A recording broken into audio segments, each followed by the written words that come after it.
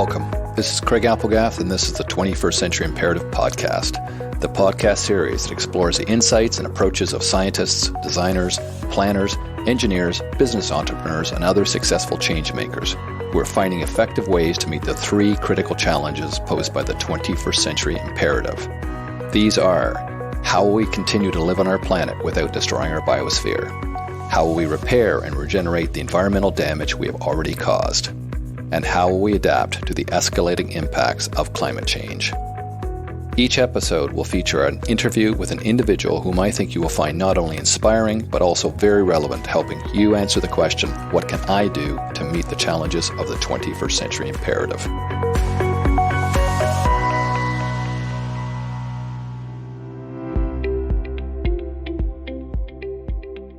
My guest today is Alex Lukachko, a principal at RDH Building Science Inc., and an assistant professor at the University of Toronto's John H. Daniels Faculty of Architecture, Landscape and Design. Alex is well known in Canada's building industry as an important thought leader in building science, zero-carbon building design, and climate change adaptation. An architect by training, with degrees in both philosophy and architecture from the University of Waterloo, Alex currently leads an interdisciplinary consulting team at RDH in Toronto that works on advanced net zero carbon buildings.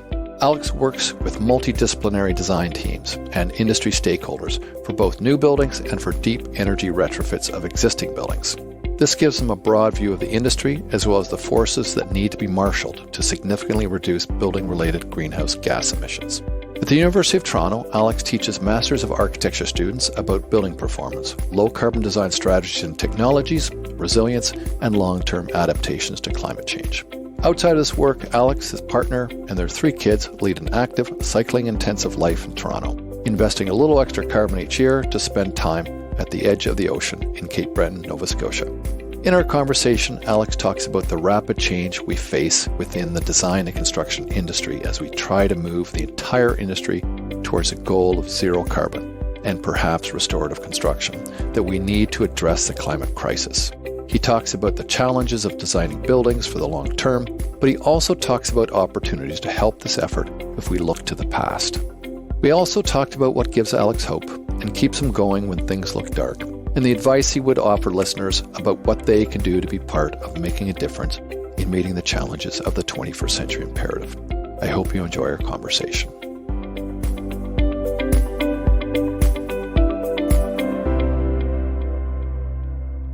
Alex, great to have you on the podcast. I've really been looking forward to this conversation. Well, great to be here, Craig, and I have been as well. In the introduction to this episode, I provided our listeners with a brief biography of your career to date. Clearly, you're very passionate about sustainability and sustainable design. So why don't we start off by you talking about how sustainability and climate change have become such an important part of your career? Sure. I mean, I think for the real interest in sustainability, I think probably, unlike many people, you have to go back pretty far. Like as a kid playing outdoors, observing nature, seeing those connections. That's probably where it all starts. Because I can't say that I started out in university to be directly engaged in sustainability.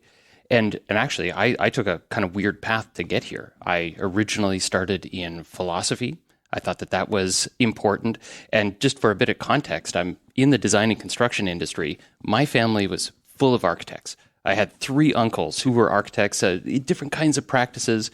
All of them did a pretty good job as I was a teenager to try and dissuade me from joining the profession. What is it with architects trying to dissuade people from becoming architects? I've had, when I was thinking about it as well, a number of architects said, oh, you don't want to do that. It's like, of course, that made me want to do that. Yeah, right. Maybe it was successful. Their efforts were successful for a short period of time because I went to philosophy first, and I thought, this makes sense.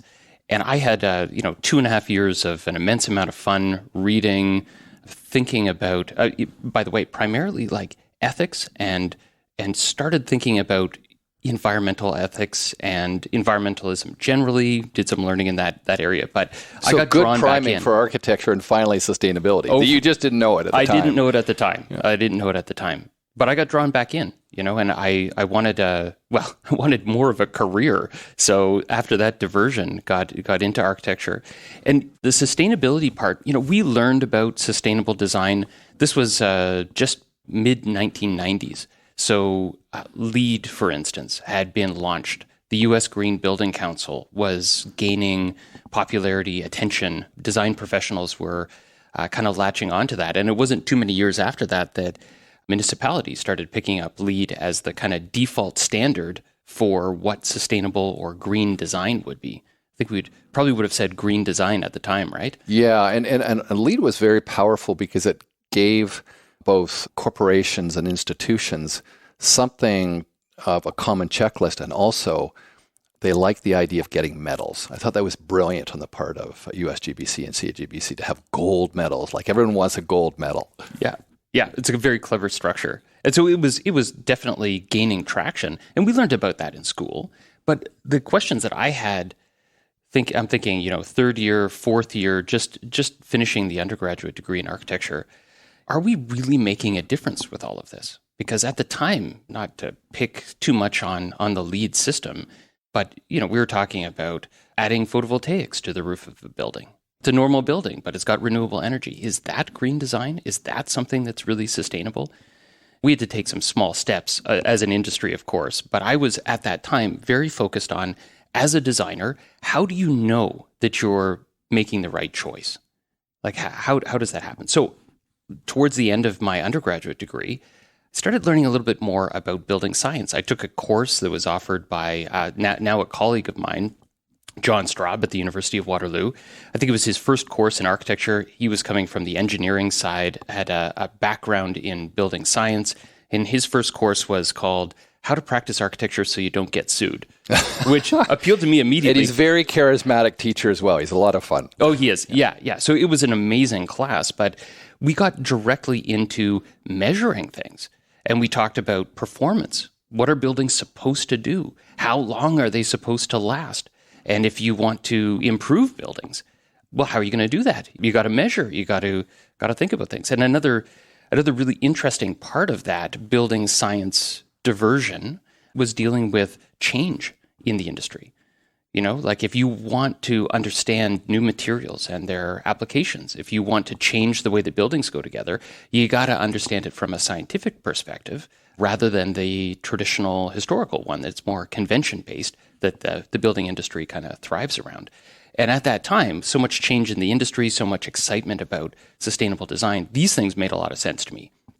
That we should be predicting building performance. We should be intentionally making changes and measuring whether we could do that. So that's the sort of starting point for me.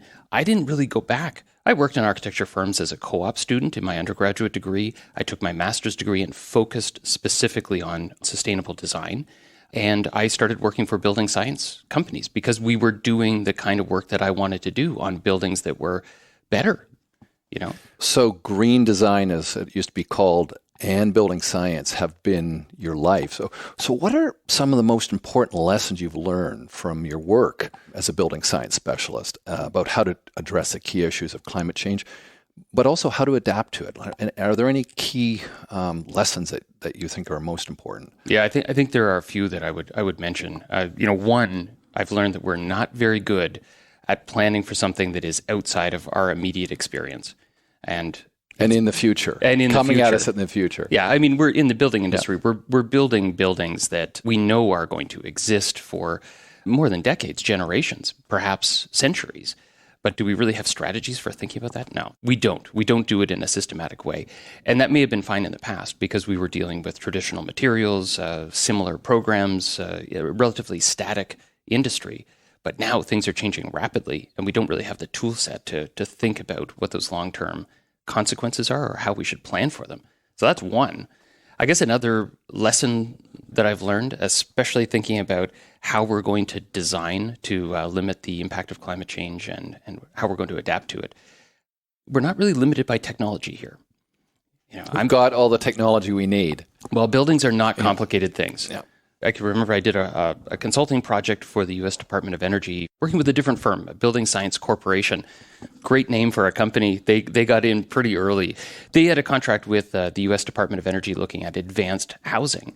And we studied side-by-side comparisons of different construction techniques, looking at high-performance housing, energy efficient. This was a while ago, so we were talking about energy efficiency primarily, and measuring the energy use. And the end result was if you built side by side, identical houses on the same street, same climate, just using different technology. The real difference was not in the technology, it was in the people.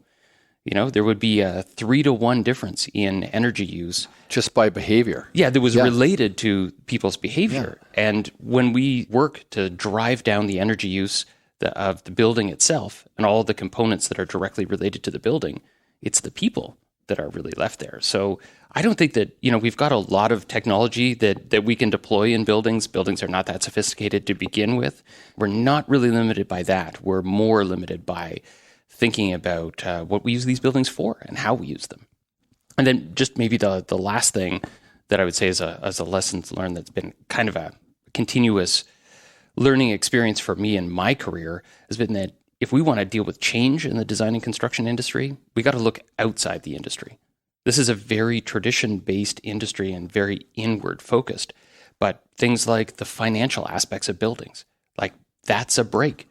We could design using the available technology a sustainable building. We could know what that is. We could convince people that it's the right thing, but if it doesn't get funded properly, if it doesn't... Yeah, and right now mortgages are for 25 to 30 years, so people aren't thinking beyond that in terms of what they're going to finance, and that has a big impact. What about, you said buildings are very simple. What about promising strategies and technologies for helping us reduce environmental harm we are causing? So you've got the building. Is there anything else we should be thinking about, or is it how we design the building solely? Where do you think the opportunities are there? Well, I think there's a massive opportunity because in our history of building buildings, we've got plenty of examples of sustainable strategies that involve local materials, local manufacturing methods, building buildings that are durable, last. They may not have always been comfortable if you go back centuries. Well, you had to wear a sweater or a tweed coat or something, right? And warm socks. Yeah, well, and certainly people live differently in them. And we have higher expectations for buildings now, but we have a very rich history. In fact, if you take away the last 150 to 200 years where we've adapted an industrialized process for the materials we use, for the design approach, all fueled by energy to kind of achieve our performance standards. If you take that out of the picture, we actually have a lot of what we need. We just have to look at the past, identify strategies from all around the world, all climate zones, and then bring those back into modern design. I think that's the most promising part because, as I said, buildings themselves are not that complicated. We can learn from the past. So it's not about a new PV for renewable energy. It's about how we learn from the past. For example, thick masonry walls that will act as a energy inertia source to cool in the summer and warm in the winter. Yeah, and it's about the architecture, right? Like the older buildings that didn't rely on external energy sources to the degree that we do, they did environmental control, like the separation between inside and outside and that creation of the appropriate interior environment. They did it with the architecture. So yes, the materials that we used, but the design, orientation, taking advantage of daylight, the wind disposition on the site, like really thinking about using available energies on the site, and then the passive techniques that relate to the building skin, the enclosure of the building. Those are all directly part of architectural design that we just have kind of walked away from, but we need to return to. How do we make this happen? What do you think are the best ways to drive large-scale change and large-scale action? Yeah, I think that, there are many efforts in this area, but I have a feeling that the best way to do this is through teaching. And if Which you do. Well, right. Right. Yeah. But here's the reason. In the industry, in the short period of time that I've been involved in the design and construction industry, there's been a massive change. And we talked about, just to establish that timeline there, the year 2000 to 2005, somewhere in there, almost every building started coming with a sustainability goal of some sort, right? And then very quickly since then, now we're talking not so much about energy, but we're talking about carbon. We're talking about connecting our efforts in buildings to the bigger picture. And energy was always a proxy for carbon. But now I think people are recognizing, no, it's carbon because there's also embodied carbon and you can't separate. Yeah, well, right. Like it is now a much richer and more specific, more globally connected conversation. And it's really changing the way that we design buildings. But you go back, so the first energy standards related to energy efficiency in buildings were, 1975, ASHRAE Standard 90, kind of on the tail end of the energy crisis, right? So you go back that far. That's essentially within a lifetime, certainly within a practitioner's career. Now we're talking about building net zero carbon buildings that are restorative. So to connect this to this timeline to teaching, students that are in school right now need to be learning about how buildings will need to perform 15 years from now. Like they have to finish their degree, join a firm. 15 years from now, they'll be key decision makers. Maybe they'll be principals of architecture firms. And if they join practice today, they're not going to learn from most common construction the techniques that we need. They need to be thinking about not just the 15-year time frame, but the rest of their career going forward. And we know that connects to our period of time for action to limit global warming. Yeah, and I think students now have a bigger conceptual challenge for their career, because when you and I graduated, there was a sense that even though there was an impending challenge of climate change looming, and then it was looming as opposed to on us, you could still see the past as being instructive for the future, that the future would be climate-wise the same as the past, more or less. And where students now know that whatever is now is not going to be the same in 5, 10, 15, 20 years. So they're designing for worlds that are not here yet, the way we weren't. I mean, it adds a level of complexity and difficulty that is exponential. And you can see it. I mean, we're both teaching a course in sea level rise adaptation right now at the University of Toronto. And you can just see it in the kind of questions that come at us, is that sense of, wow, this is indeterminate. How do we approach this? Well, that's what we're all going to try and figure out, because we're all in the same situation. Yeah, I think it's pretty true that we don't have you and I don't have the answers for those students, because what we're really talking about is a totally different way of building. It's going to be a new architecture.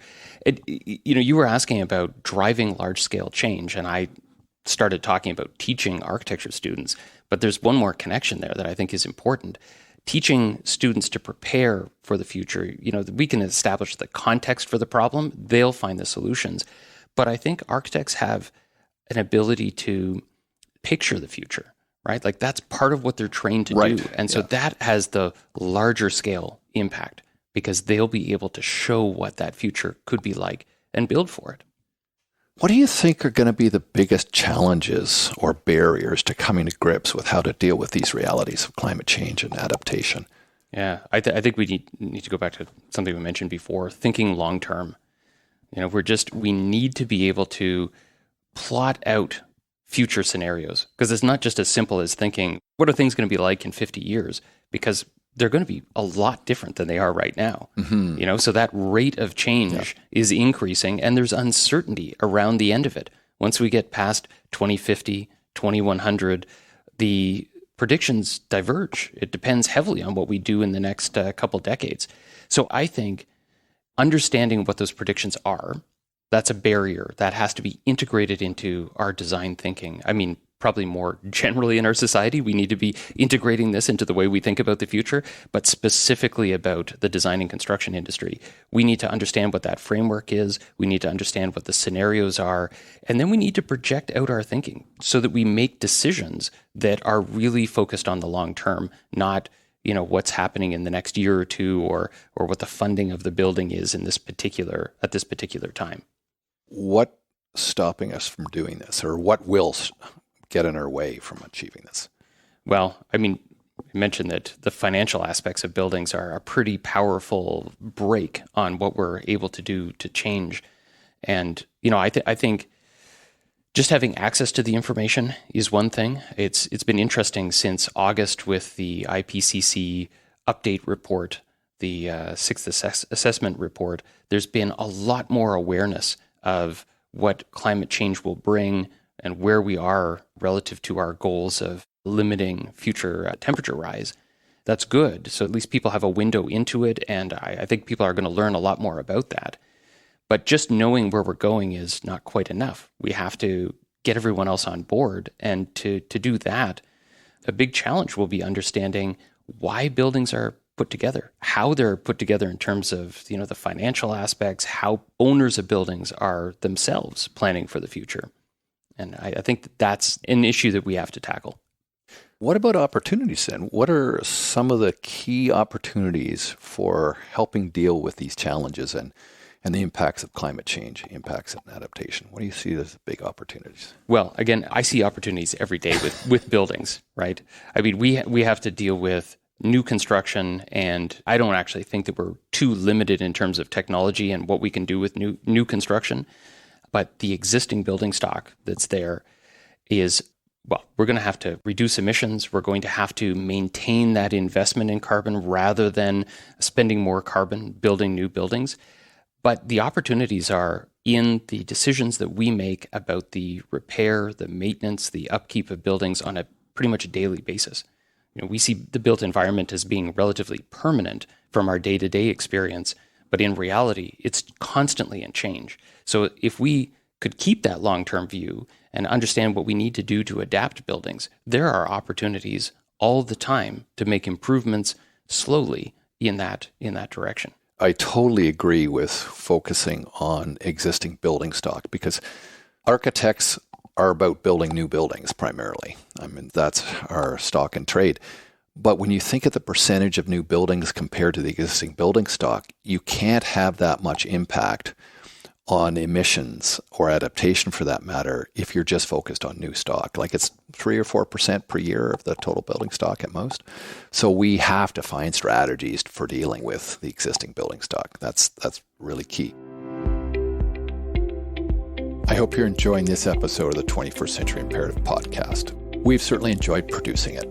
As you know, 21st Century is a not-for-profit venture, but we still have production costs. So to help cover these costs, we've launched a new online store with all proceeds going to cover production. And we have some great products for you. We have organic, fair trade t-shirts and hoodies, as well as non-toxic, BPA-free coffee containers, all with great graphics. So if you like the podcast, please think about helping us out by buying a t-shirt, hoodie, or mug for you and one for each of your friends. Head over to our website at tfcipodcast.com and click on the 21st Century Store button. Segueing from buildings to cities, the bigger building fabric, the density of cities has a huge impact on their greenhouse gas emissions per capita. The denser the city, the lower the emissions per capita. However, it's often equipped. It's not how dense you make a city that counts, it's how you make it dense. Actually, both the extent and quality of density are important. What are your thoughts on the kinds of buildings that we should be building to reduce per capita greenhouse gas emissions and still create humane and great places to live? Yeah, I think that there's so much to be said about that. I think, again, I'm going to take a kind of technical approach to this.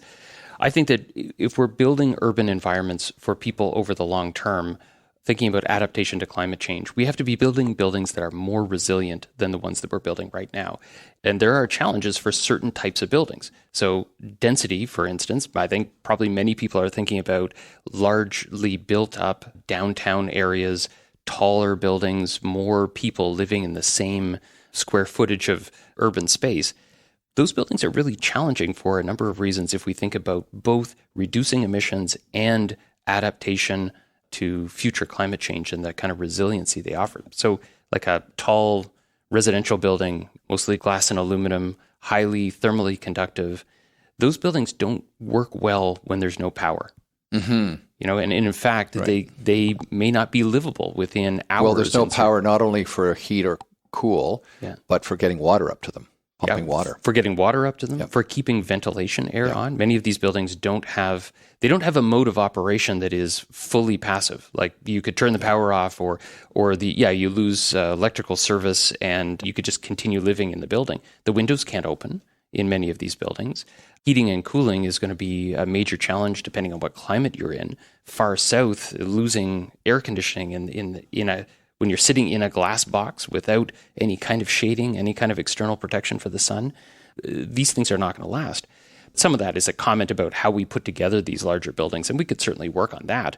But if you think about density not as tall, but instead wider. Like European density, like Absolutely. 8 stories, block construction. Yeah. That's as dense as Vancouver's Right. platform and tower. If we build buildings 8 to 10 stories now, yeah, they're going to take up more space, but I'm just thinking about the city of Toronto where we're having this conversation. We're in the process of infilling a lot of industrial areas in the downtown area. There's still space within our established grid. But if you keep it less than 10 stories, right now we would be able to build mass timber structures, reducing that first investment, that early investment in carbon in the building. Right. Lowered embodied carbon by a third. Yeah. Yeah. We would also have a different kind of profile, a surface area of the building that we could, potentially generate a higher percentage of the energy used by the building relative to it's harder when the buildings get taller, So I think that And you can walk up and down. Yeah. Like if the power goes off in a big storm, there are going to be a number of them. Yeah. You can walk up and down.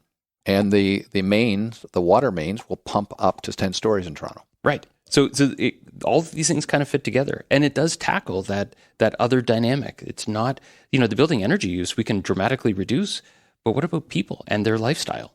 So we're giving them options if we're in that 10-story or below range. Yeah, I'm a big fan of the 6 to 10-story solution for density, courtyard block scheme. Having lived in Europe for a year, just looked around and went, wait a minute, this really works in so many different ways. What about the shift from fossil fuel energy to renewable energies? We should talk a bit about that. Right now, renewable energy, PV and wind power, is less than net parity, so it's less than the cost of making electricity with coal. But the fossil fuel systems are really deeply bedded in our economy and our systems. How are we going to bridge the gap between where we are now with our fossil fuel infrastructure and where we need to go? Any thoughts on that? Yeah, well, I think with buildings, I think it's an easier problem than maybe with other aspects of our energy supply. Buildings are highly networked. We have electricity running to every building. We have gas running to every building. We can switch between those two. And as I mentioned before, buildings are in a constant state of change with replacement cycles. So there are opportunities to take out equipment, put equipment back in. So a conversion away from fossil fuels is fairly practical if it's planned for in advance. A key element of that, if we want to do fuel switching, if we want to electrify our buildings rather than depend on fossil fuel, we're going to have to do deep energy retrofits that address the skin of the building, the windows, those things have to be. But all of these components are replaced in a building over time. So it's really a matter of figuring out when is the right time to make this intervention. And because these buildings are all networked together on the utility grids, it's just a matter of systematically switching from one to the other. Yeah, and right now in commercial buildings and multi-unit res, I think the amount of energy for heating both water and air is like 30% gas. So already a lot of the building is powered by electricity. So it's really the next 30 to 40% that has to switch over. Yeah, and I think that's especially true when you get into well-insulated buildings that are, not as we're not spending as much of the energy on heating and cooling. And the heating side, we can pull a lot of that gas out. High-rise residential buildings have a challenge in that one of the most effective ways to heat hot water in buildings at the moment is using fossil fuels. That portion is really difficult to remove entirely, but technology is developing around that as well. So big picture, I think there are lots of technical solutions, and we know that there's this timeline of constant change in buildings that present opportunities for us to systematically turn over our technology from one to the other. So we've talked about adaptation and reducing emissions, but there's all this CO2 in the atmosphere right now, much too much, causing all the problems that are associated with climate change and the impacts. A few months ago, the Thomas Crowther Lab at ETH Zurich published a paper in Science about the capacity of the planet for planting trees to reduce CO2 concentration in the atmosphere. And there's been big debate about that. What are your thoughts on this and other strategies for removing carbon from the atmosphere? I think these are exciting big picture thoughts, right? I think that, we're getting closer and closer to being able to implement some of these ideas at a very large scale. But I am a little worried, though, because when we hold these ideas out there as potential big picture fixes, big impact, make one decision and implement it, it seems to me to be a lot like our conventional thinking about infrastructure. We spend a lot of money. This is back to your philosophy and moral harm, potential for moral harm. Yeah, and I wonder that we're making decisions in the right way. And I also think it distracts us from that steady change that we need to be making that is actually a lot of effort from a lot of different people. So when we hold these ideas out there, I have confidence that there are many people working in that direction and figuring out really clever ways of implementing these things. But we can't take our eyes off the fact that changes that we can make, all of us right now, are really where we should be putting a lot of our focus in the next couple decades. Yeah, I'm also worried that by focusing on how to get the CO2 out of the atmosphere, we'll take our eye off the ball on stopping the emissions that we're already putting into the atmosphere. But I think we got to figure out how to do both. We don't have a choice, right? Because it's not going to go away. Well, it will go away over eons, but the kind of impacts it's having right now are so devastating. Yeah, and that's what I'm thinking, that time-wise, we got to do both, but reducing the emissions is the priority now. Taking carbon out of the atmosphere. And we can do it at scale, right? Yeah. We can't do the other at scale right now. Not right now. Yeah. So we have time for that, but we have to be acting to reduce emissions pretty boldly right now. Segueing from dealing with pulling CO2 out of the atmosphere to some of the real impacts that CO2 is now causing.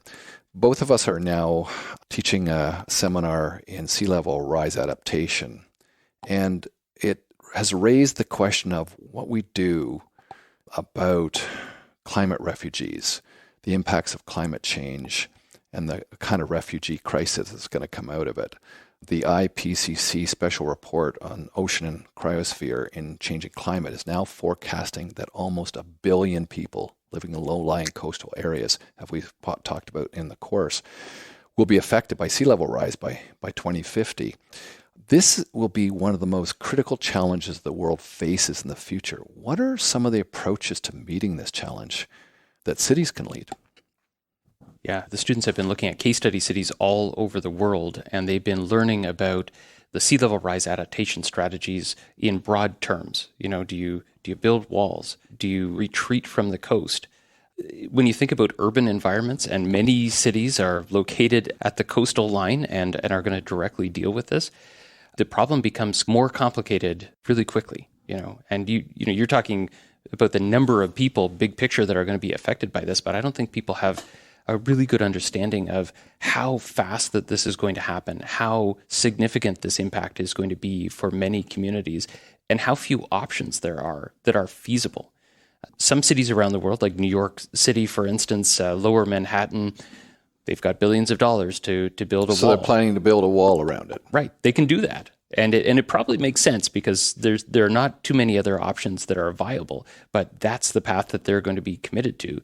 There are other cities that are already experiencing flooding on a regular basis and the effects of storm surge at increasingly higher levels that don't have the financial resources to they may not have the geography either. Yeah, to that you to could build a wall anyway. Yeah. So if you're going to talk about other strategies, many of them involve moving, either slowly over time, because these changes do last over centuries or so. Like that's how we're going to see this very slow change. So there is time to move buildings, like literally move them, or relocate communities in a slow and organized fashion. But even that, brings up the question of where are you moving to? We're talking about hundreds of millions of people, many of whom will not have easy access to land immediately adjacent to the city that they're currently living in. They're going to be moving across borders. So even if you don't live in a coastal situation, over the next 100 years or so, we are going to have to figure out what the best approach is to accommodate people moving from one area to another.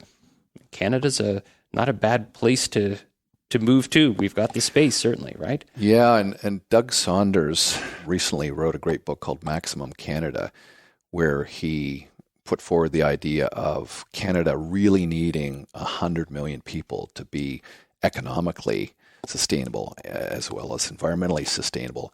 We're at like 36 now. So there's a lot of room for growth. And maybe this is one of the places, this should be one of the places where we look at how to accommodate those refugees. But certainly around the world, that billion is a huge number. That's a lot of people to accommodate. And we have to do it. Yeah. You know, if we're sea level rise, I think it brings it into focus quite clearly, because you can map out those projections. As you say, you can literally map it onto the city, and buildings will be underwater. People will need to move. Yeah. Some other climate change impacts, you know, I think we think about in a more abstract way. We're uncertain about what the weather patterns are going to be. Is it going to be, well, we know it's going to be hotter, but is that really going to have a major impact? There are going to be more rain events, but none of those things seem like they would fundamentally upset or shift entire cities. But sea level rise will. And I think that's the missing link here that we need to be addressing, is that this change, at least for that billion or 1.2 billion people, is going to be inevitable. Yeah, a significant portion of that billion is because of sea level rise. What do you think is missing from the discussion of climate change? Are there any other questions or better questions we should be asking ourselves? Well, I think that we need to broaden our questions a little bit. You know, talked about the 1975 oil cost crisis, or the 1970s, and then that 1975 introduction of energy codes in buildings. Thinking again about the design and construction industry, so much of our focus on sustainability has used energy as kind of a short form. A proxy. Yeah, a proxy for wider environmental damage. And it's great that we're now talking about carbon, because that's really connecting the embodied carbon in buildings, the operational carbon over the lifespan of buildings, to action that we need to take on the global level. That's a very positive change. But we're still talking only about climate change. We are not talking about other very important parts like ecological impacts. Yeah. Well, think about the materials that we use and their long-term impact on the either biology. Pulling them out of the ground or tossing them as garbage back into the ground. We have big problems there. Yeah. And there are lots of examples in the building industry of us identifying, mostly driven by human health related issues, identifying problematic products and systematically eliminating them. But why are they there in the first place? And what have we done with all of this material after we've used it in buildings? Those are challenges. And that's just about, you know, the physical aspects of buildings, let alone conversation about biodiversity, building or rebuilding the ecology around us. Who's missing from the discussion? Are there people who we should be paying more attention to, or have roles that don't currently have roles in this discussion? We need an Indigenous view of sustainability integrated into our thinking.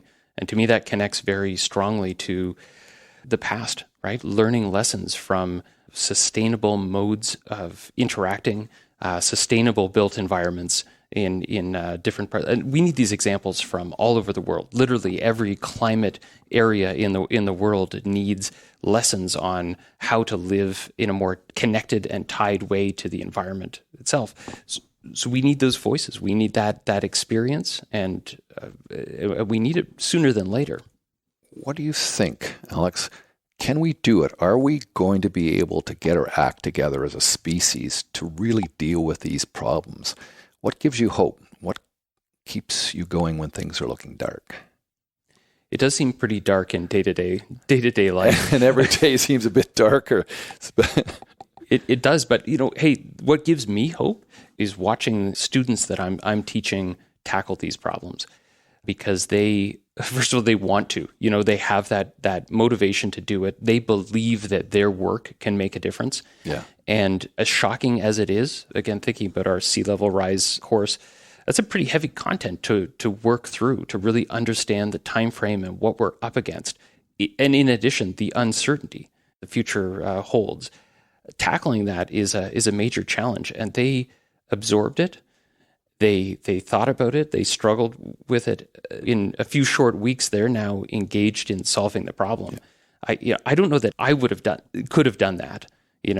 Our challenges in architecture school seemed a lot less important. Oh, far less. But they are tackling it right now, and that gives me a lot of hope. What advice would you offer listeners about what they can do to be part of making a difference in meeting the challenges of 21st century imperative and maintaining hope? Well, I think that anyone could benefit from that long-term view.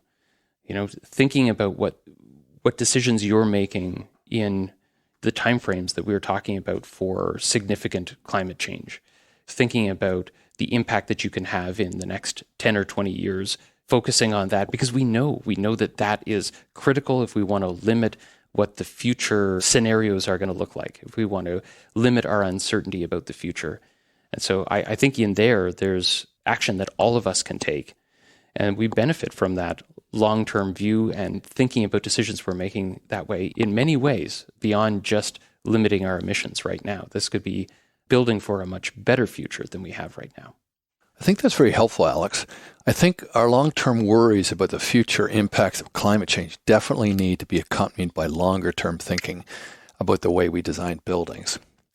So shifting gears, I would like to ask you 3 questions that I typically ask all of my guests at the end of our conversations. The first question is, what books related to these issues do you most often recommend or give to other people? Stuart Brand, How Buildings Learn. Oh, that's a great book. Yeah. And it's been around for a while, but it is so relevant right now to understanding how buildings are going to change over time, recognizing that and integrating it into our design thinking about the future. Yeah, we got to have everyone read that book, I think, if they're involved in this industry. Along with his whole Earth catalog. I'm not even sure if that's still published or not, but that I remember seeing that years ago when I was a student, thinking this is the coolest thing I've ever seen. I think you can find it because the people that have those books treasure them. Yeah, right. So you might not be able to buy it. Someone borrowed mine. Most likely they did. A second question: if you had the power to implement one change, one innovation, or one policy in communities and cities around the world that would have the effect of significantly reducing emissions and or dealing with the impacts of climate change, what would it be and why? You can't use fossil fuels in buildings. It's a practical change to make. Awesome. We got to do it. I agree 100%. We know that it's happening, and people will will argue about it, but this is like within a decade. We can make that happen. We've got all the technology. We know what to do. Yeah, it's all there. I agree 100%. Excellent. Third question. If you could publish a full-page spread in the Sunday New York Times or the Globe and Mail of anything you wanted, written or graphic, what would it be? It would be no matter what the paper was, you would pick the sea level rise impacts for that area. For that city. Yeah. And I've seen some really interesting graphic representations of where the water line would be superimposed over very familiar spaces for people. And I think it's a really powerful way of showing people what the future holds. Like a map of the city with a topographic line of how the city will be inundated over time. Yeah, or like your view, here's what you would see walking down your street, and here's where the water line would be. That single image gets people thinking about what the impacts are going to be for them. They can immediately see what the impacts would be for others in other parts of the world, and just be engaged with that reality that we're going to face. That's a powerful image. And closing question, is there anything you would like to ask of our listeners? Yeah, I would like to ask people to pause and think back to your childhood connection with nature, with the outdoors, with the way that you observed things to work, and then bring that back into your daily life again. That gets lost. And we talk a lot about carbon, we talk about changes, we are immersed in the painfulness of dealing with this problem. But those earlier motivations, those basic motivations, that's why we're doing it. And that should be recalled back into our life. I think all of us can do that. That's very thoughtful. Thank you. And where can people reach you? What are your social media coordinates? I don't have social media coordinates. I don't think. Okay, LinkedIn? Yeah, you can find me on LinkedIn. Okay, well, we'll put your LinkedIn profile down there. Thank you very much. This has been a lot of fun. Yeah, it's been a great conversation. Thanks, Craig.